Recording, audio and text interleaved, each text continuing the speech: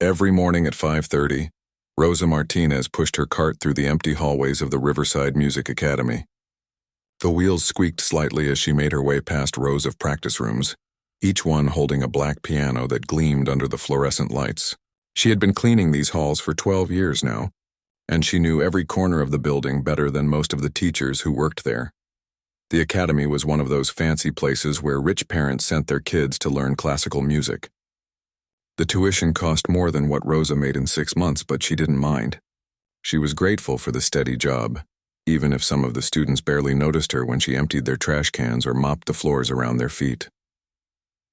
Rosa had always loved music, ever since she was a little girl, growing up in a small apartment with her grandmother. Her grandmother used to hum old songs while she cooked, melodies that seemed to carry stories of love, loss, and hope.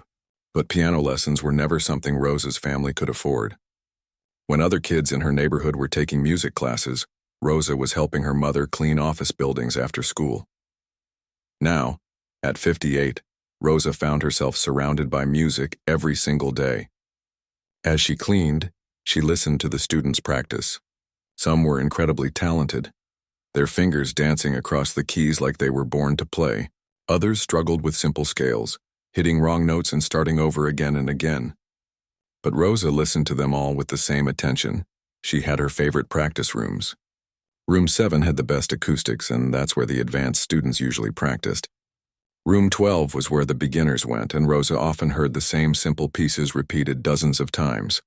But it was in room 15 where something special happened every Tuesday and Thursday afternoon. That's when Elena Chen practiced. Elena was different from the other students. She wasn't just technically perfect. She played with emotion that made Rosa stop whatever she was doing and just listen. When Elena played Chopin, Rosa could feel the sadness and beauty in every note. When she played Mozart, the music seemed to sparkle with joy. Rosa never talked to Elena, of course. Students and cleaning staff didn't really mix at the academy, but Rosa always made sure to clean near room 15 when Elena was practicing. She would work slowly, organizing supplies she had already organized, just to hear a few more minutes of that beautiful music. One day, Rosa was mopping the hallway when she heard Elena struggling with a particularly difficult piece. It was something by Rachmaninoff, full of complex runs and dramatic crescendos. Elena kept stopping and starting, clearly frustrated with a section that wasn't going right. Rosa found herself humming along softly, her hands moving slightly as if she was playing the notes herself. She had heard this piece so many times that she knew exactly where Elena was making the mistake. The rhythm was just slightly off in the left hand, and it was throwing everything else out of balance. Without thinking, Rosa began to hum the correct rhythm under her breath.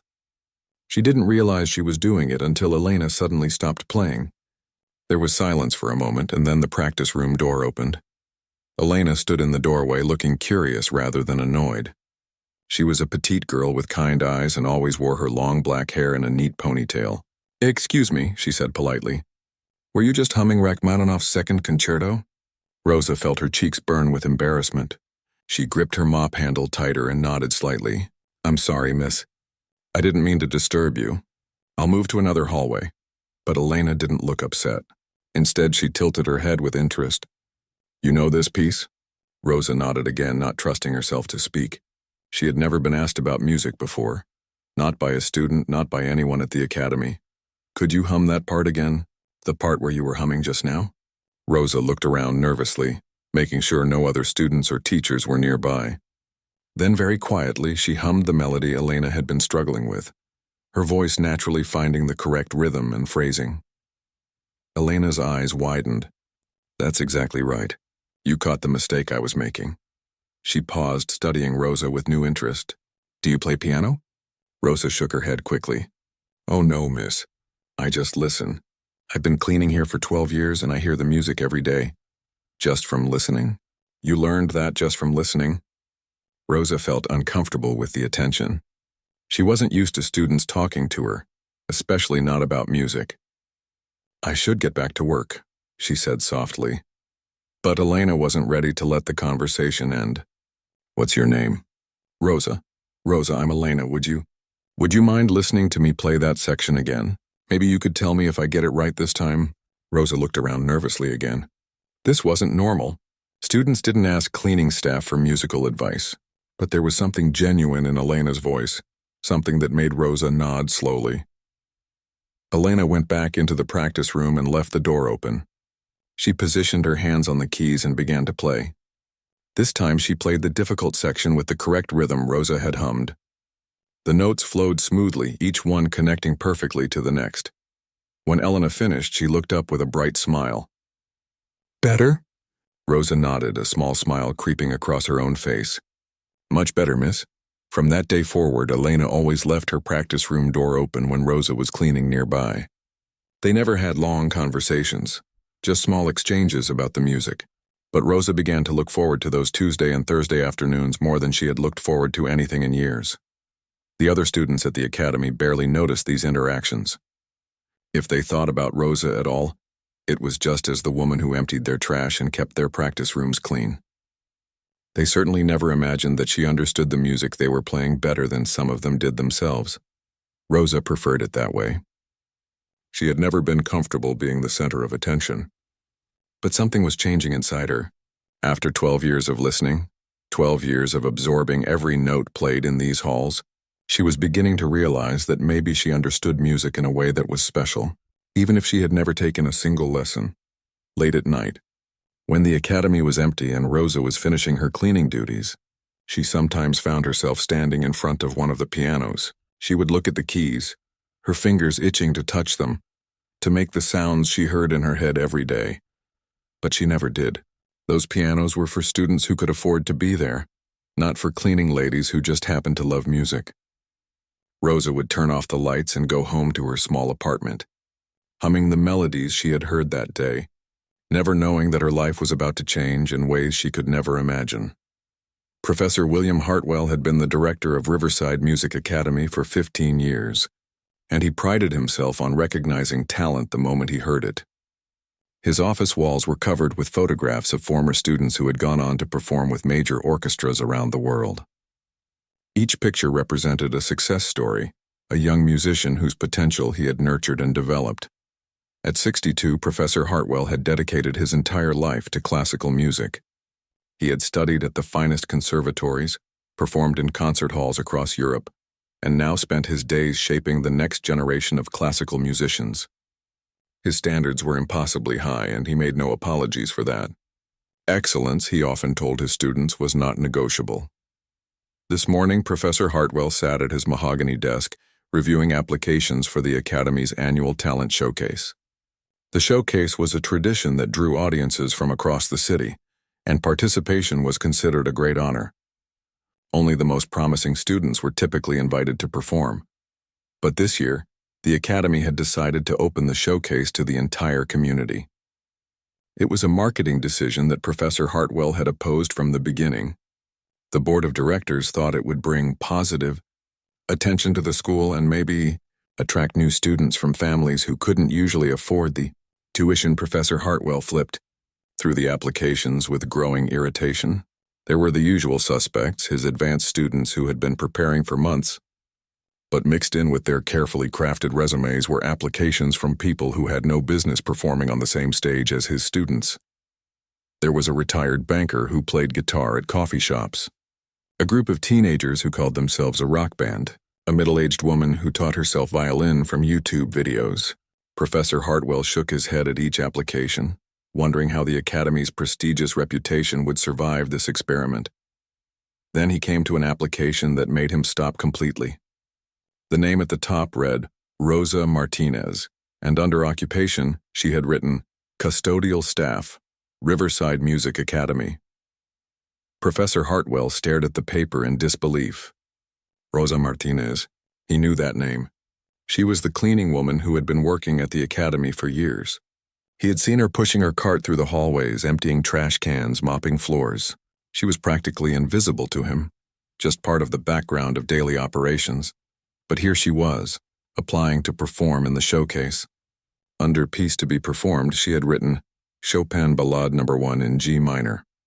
Professor Hartwell nearly laughed out loud.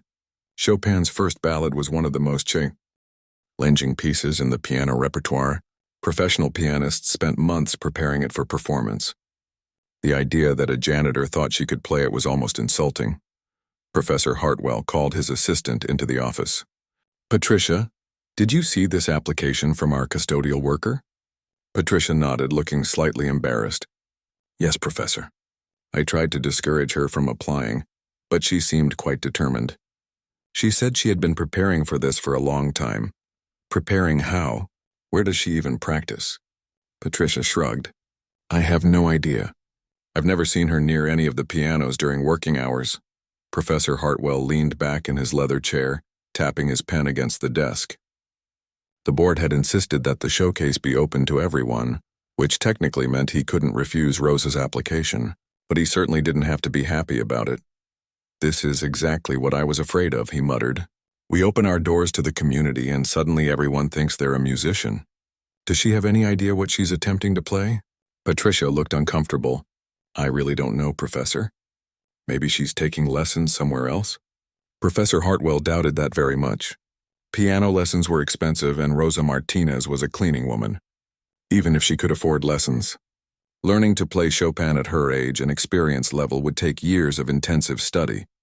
He pulled up the Academy's security footage on his computer, curious now despite himself. He scrolled through several days of recordings looking for any sign of Rosa near the piano rooms during off hours. But the cameras only covered the main hallways, not the individual practice rooms. As the day went on, Professor Hartwell found himself paying attention to Rosa in a way he never had before. When he saw her cleaning near the advanced students' practice rooms, he wondered what she was thinking. Did she really believe she could play classical music just because she heard it every day? During his afternoon faculty meeting, Professor Hartwell brought up the showcase applications. "We have some interesting submissions this year," he said, trying to keep his tone neutral. "Anyone promising?"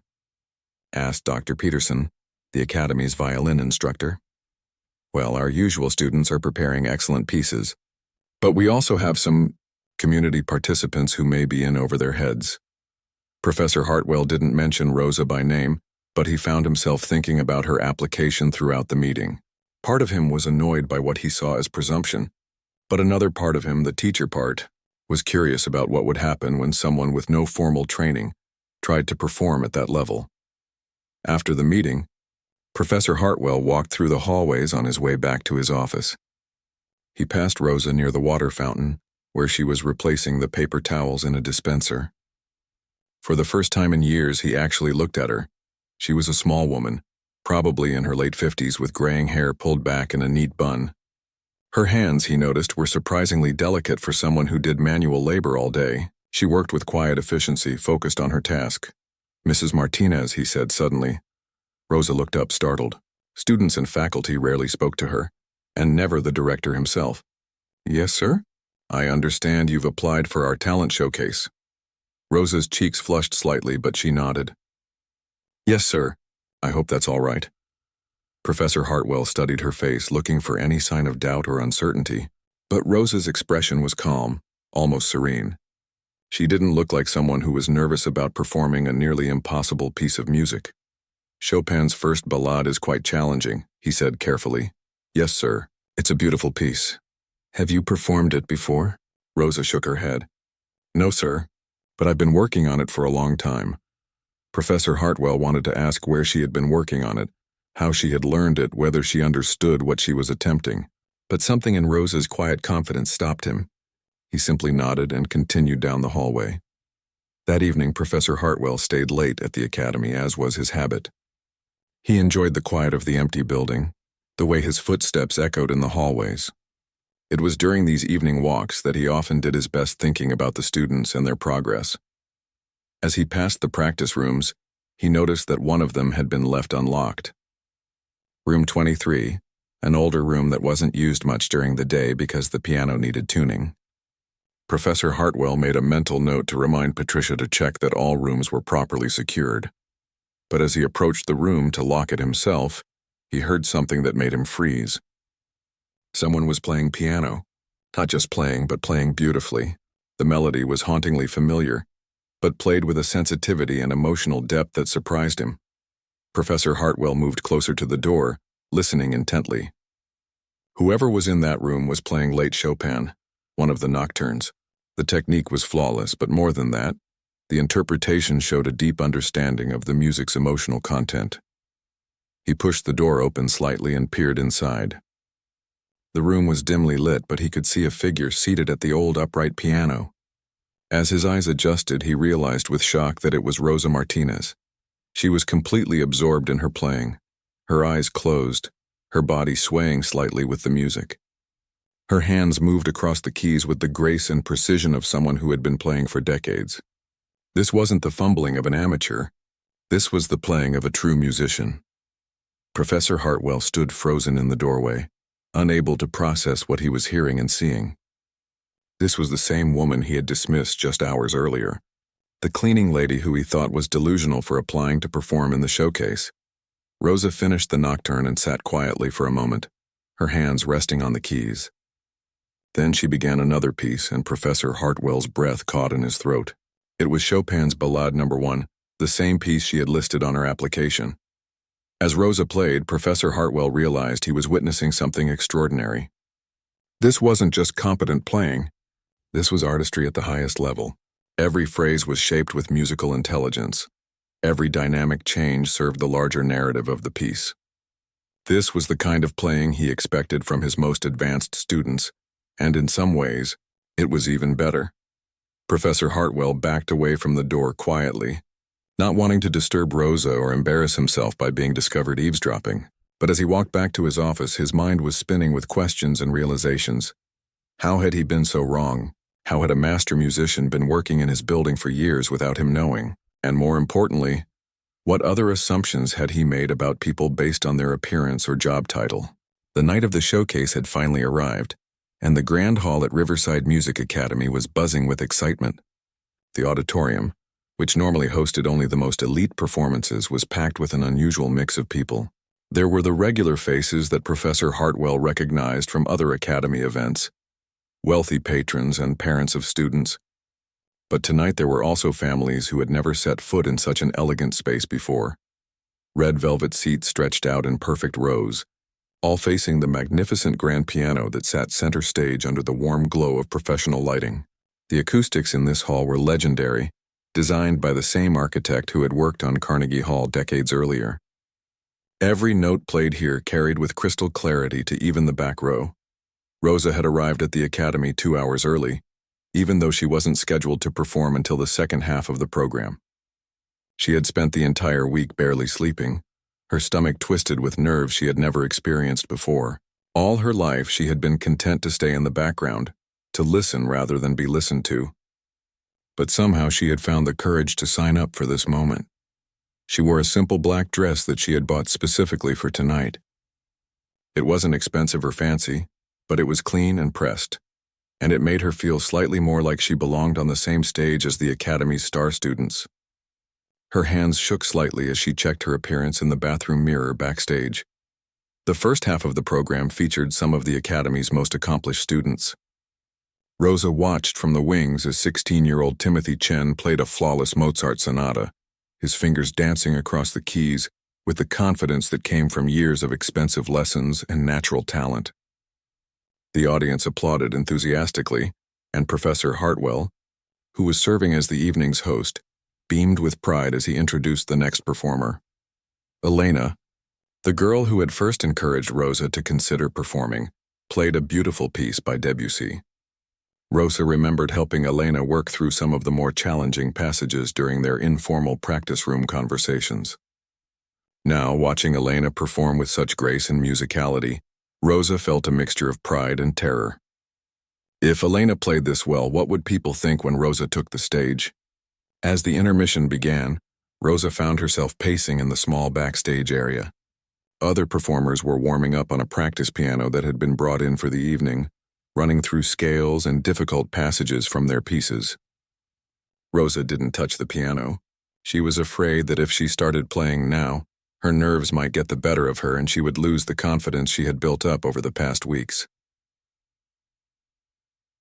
Professor Hartwell appeared backstage, clipboard in hand, checking on all the performers.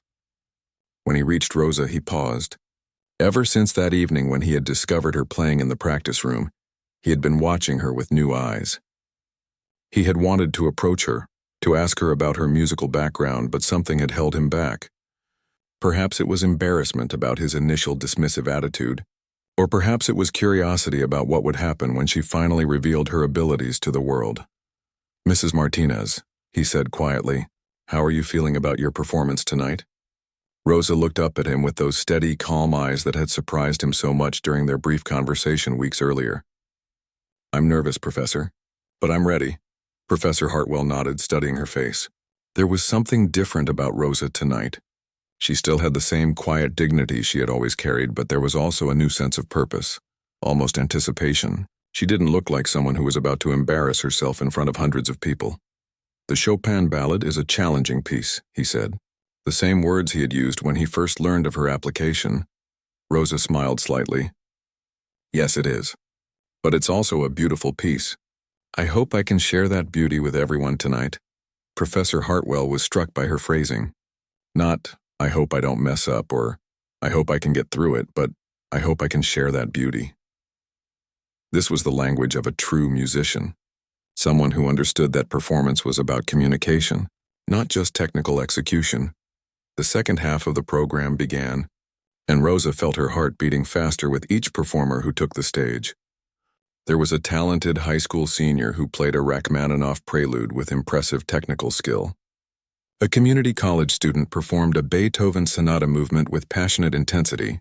Each performance brought Rosa closer to her moment in the spotlight.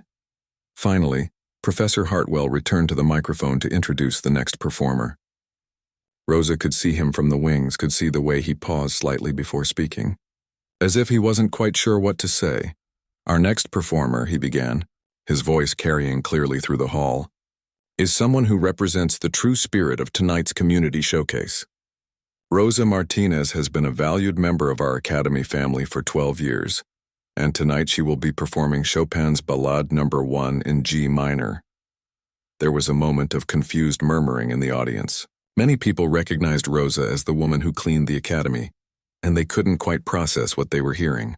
Parents of students exchanged puzzled glances. Some of the students in the audience whispered to each other, wondering if this was some kind of mistake. Rosa took a deep breath and stepped out onto the stage. The lights were brighter than she had expected, and for a moment she was almost blinded. But as her eyes adjusted, she could see the faces in the audience, some curious, some skeptical, some simply confused about why the cleaning lady was walking toward the piano. She had imagined this moment countless times over the past weeks, but the reality was both more terrifying and more exhilarating than she had expected. Her legs felt slightly unsteady as she walked across the polished stage floor, but she forced herself to move with the same quiet dignity she had always carried. The grand piano looked enormous up close, its black surface reflecting the stage lights like a mirror. This was different from the old upright piano in room 23, where she had practiced in secret for so many years. This instrument was a masterpiece, perfectly tuned and maintained, capable of producing the most subtle gradations of tone and color. Rosa approached the piano bench and adjusted it carefully, the way she had seen Elena and the other students do hundreds of times. The audience had grown quiet, but it was a confused quiet, filled with uncertainty and expectation. She could feel hundreds of eyes watching her every movement, waiting to see what would happen next. As she sat down at the piano, Rosa placed her hands gently on her lap and closed her eyes for a moment. She tried to block out the audience, the lights, the pressure of the moment. Instead, she thought about all those late nights in the empty practice room, all those years of listening and learning, all those melodies that had sustained her through difficult times. She thought about her grandmother, who had filled their small apartment with music even though they could never afford a piano. She thought about Elena, who had first made her believe that maybe she had something valuable to offer. She thought about the pure joy she felt every time she played, the way the music seemed to flow through her hands directly from her heart. Rosa opened her eyes and looked out at the audience one more time. Professor Hartwell was sitting in the front row, leaning forward slightly, his expression unreadable. Elena was there too, sitting with her parents, giving Rosa an encouraging smile. Rosa turned back to the piano and raised her hands to the keyboard. The hall had grown completely silent now, so quiet that she could hear her own breathing, could hear the soft rustle of programs as people shifted in their seats. This was the moment she had been preparing for, consciously or unconsciously for 12 years. This was her chance to show the world that music belonged to everyone, that beauty and artistry could emerge from the most unexpected places. Rosa positioned her fingers over the keys, feeling the familiar, cool smoothness of the ivory under her fingertips. She took one more deep breath, and then she pressed down on a single key. It was middle C, the simplest note on the piano, the note that every beginning student learned first. But the way Rosa played it with perfect touch and exquisite control, it seemed to contain all the emotion and musical understanding she had accumulated over the years. The note hung in the air for a moment, pure and perfect, and the entire hall fell completely, utterly silent. That single note, middle C, resonated through the grand hall with such perfect clarity and control that every person in the audience felt something shift in the air around them. It wasn't just the technical perfection of the sound, though that was remarkable. It was the intention behind it, the musical intelligence that shaped even the simplest of notes into something profound. Professor Hartwell felt his breath catch in his throat. In 30 years of teaching, he had heard thousands of students play their first notes on stage. Most were tentative, nervous, technically adequate, but emotionally vacant. But Rosa's single note contained more musicality than he had heard from students who had been studying for decades. It was played with the confidence and sensitivity of someone who truly understood what music meant. The silence in the hall was complete. Not the restless quiet of an audience waiting politely for something to begin, but the profound stillness that happens when hundreds of people simultaneously realize they are about to witness something extraordinary. Rosa let that single note fade completely before she played the next. The opening of Chopin's first ballade is deceptively simple, a gentle melody that seems almost innocent. But Rosa's interpretation revealed layers of meaning that most listeners never heard. Each note was perfectly placed, not just in time but in emotional space, creating a narrative that drew the audience into Chopin's complex musical world. As Rosa continued to play, the transformation in the audience was visible. People who had been slouching in their seats sat up straighter. Conversations that had been whispered during the break stopped completely. Parents who had brought their phones to record their children's performances forgot about their devices entirely. Transfixed by what they were hearing, Elena, sitting in the third row with her parents, felt tears welling up in her eyes. She had always known there was something special about Rosa, something that went beyond their brief conversations about musical technique. But hearing Rosa perform was like discovering that someone you thought you knew was actually a master artist who had been hiding their talents for years.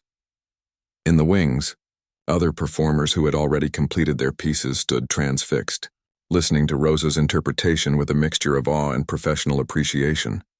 Timothy Chen, who had played his Mozart sonata flawlessly earlier in the evening, found himself taking mental notes on Rosa's phrasing and dynamic control.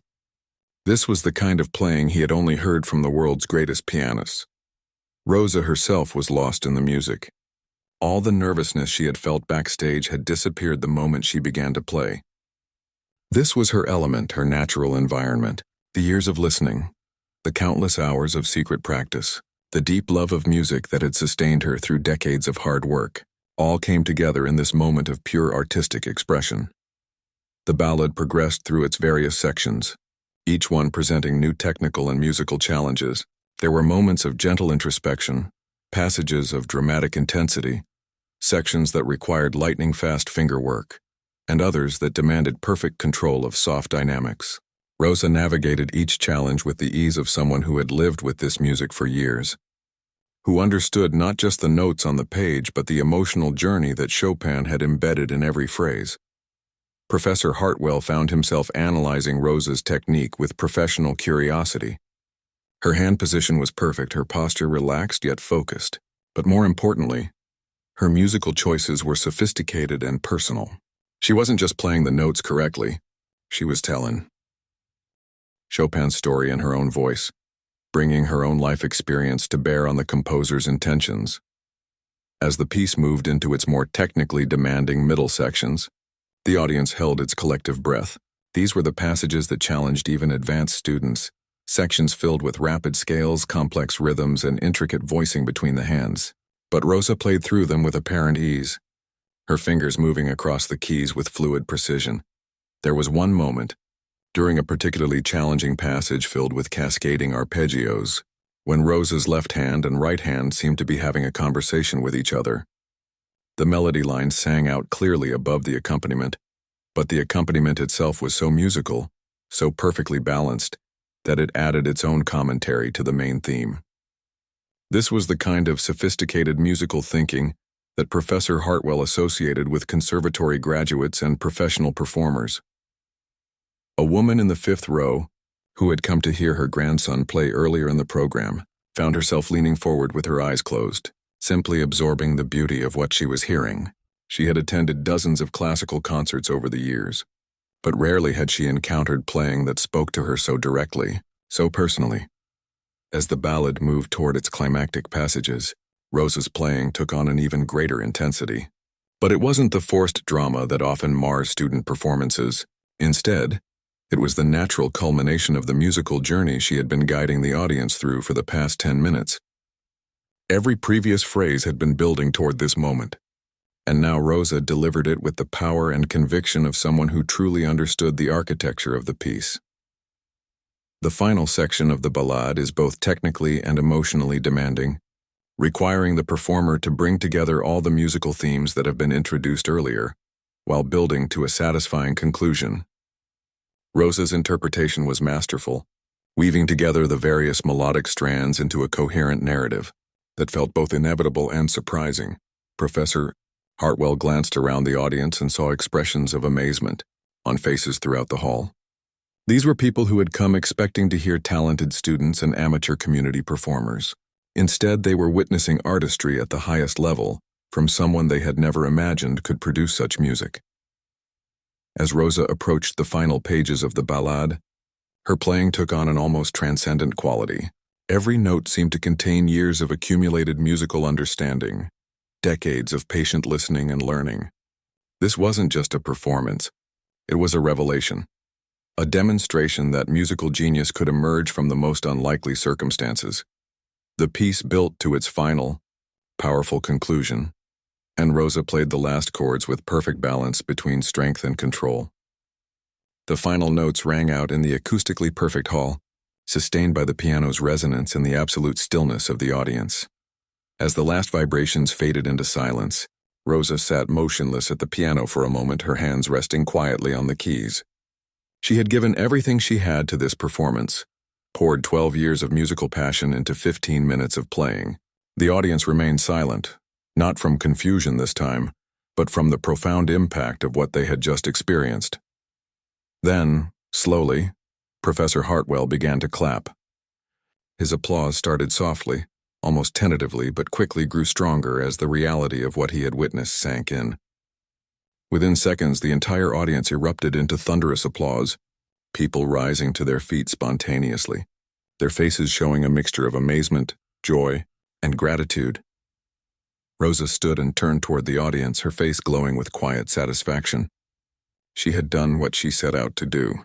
She had shared the beauty of the music she loved with people who were ready to listen, and in that moment, surrounded by the sound of appreciation from hundreds of people who had been moved by her playing, Rosa realized that she was no longer just the Academy's cleaning lady who happened to love music. She was a musician who happened to clean for a living. The applause seemed to last forever. Rosa stood on the stage, overwhelmed by the response, watching as people throughout the hall rose to their feet. She had never experienced anything like this in her life. For 12 years, she had been virtually invisible at the Academy, someone people looked past rather than at. Now hundreds of people were clapping just for her, their faces bright with genuine appreciation and amazement.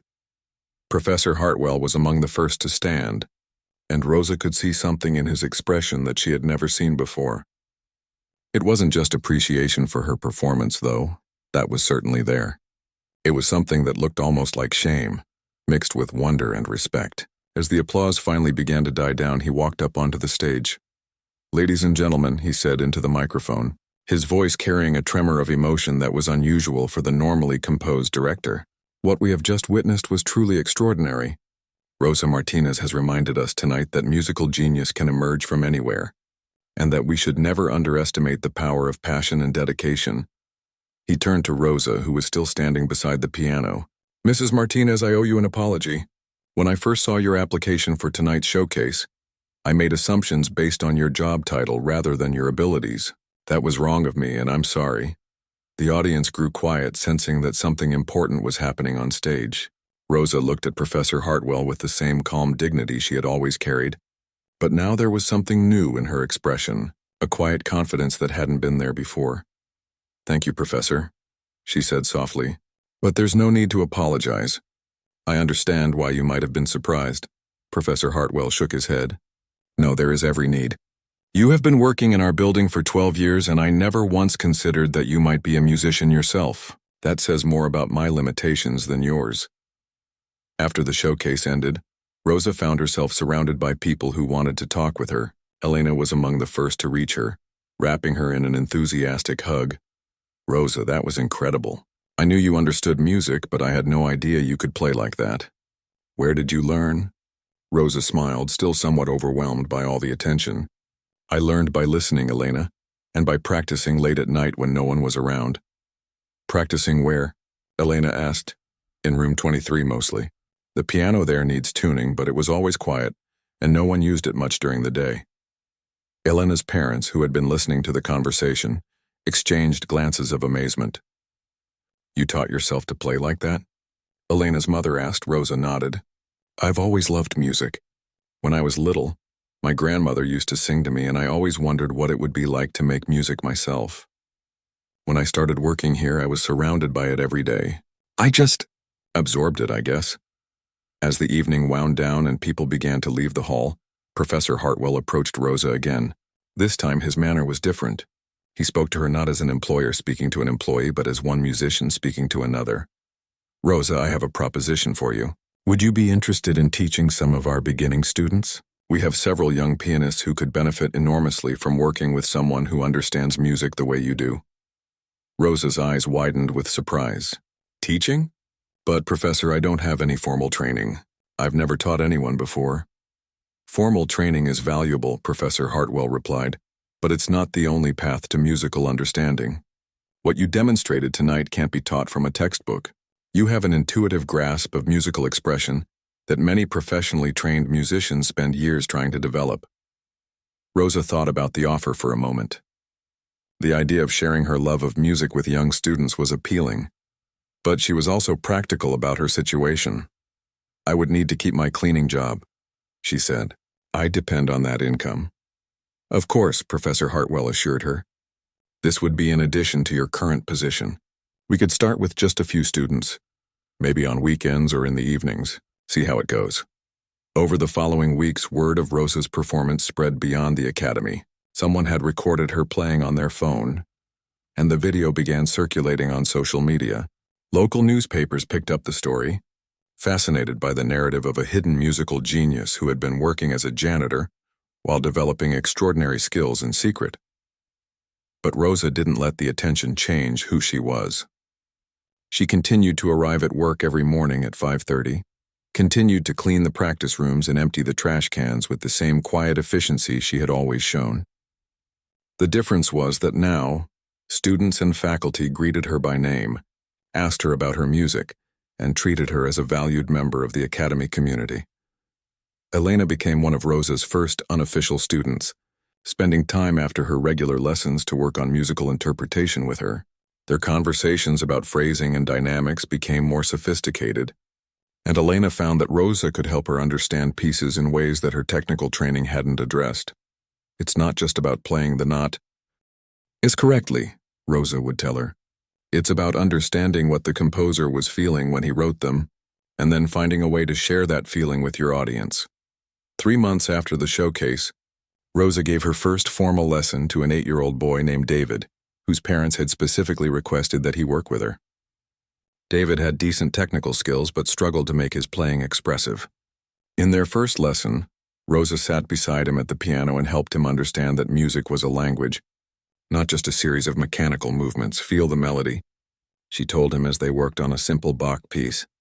It has its own personality, its own story to tell. Your job is to help that story come to life. David's improvement over the following weeks was remarkable. His playing became more musical, more personal, and his parents were amazed at the transformation.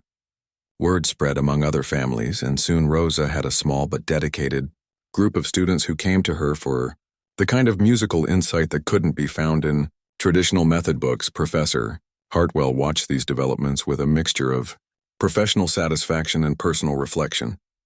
Rosa's success as a teacher confirmed what he had suspected after her performance, that her musical understanding was both deep and intuitive. But more importantly, her story had forced him to examine his own assumptions about where musical talent could be found.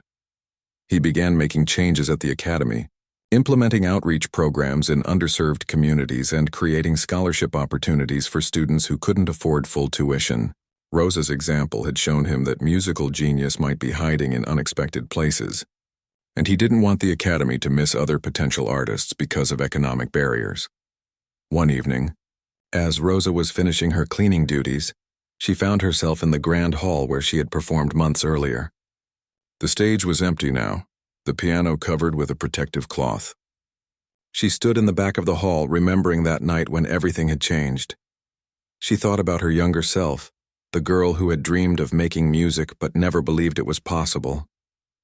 She thought about all the years she had spent listening and learning in silence, never imagining that someday she would have the courage to share her abilities with the world.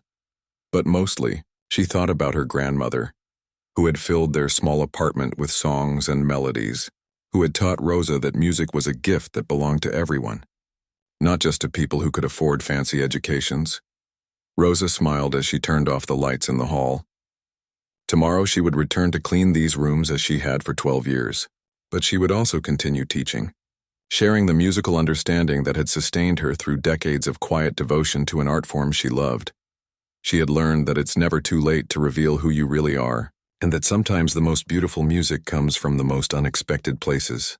The academy had given her a job, but she had given it something even more valuable in return. She had reminded everyone who heard her play that music belongs to all of us, and that genius can bloom anywhere, even in the quiet corners where no one thinks to look.